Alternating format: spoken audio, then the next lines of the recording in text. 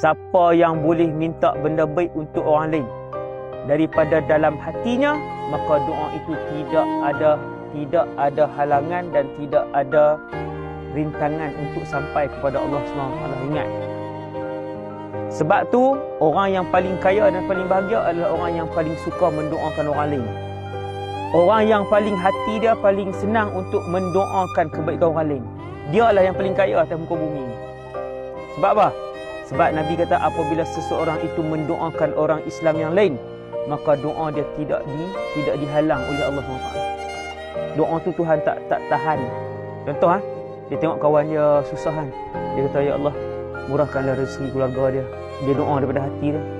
Kita kalau kita doa, dia Allah bagilah, ya Allah, lepas ni cemerlang dalam periksa apa semua, lepas tu dapat kerja elok. Dia doa untuk apa? Diri dia. Doa untuk diri sendiri ni tak tentu ni. Tak tentu. Susah. Kan?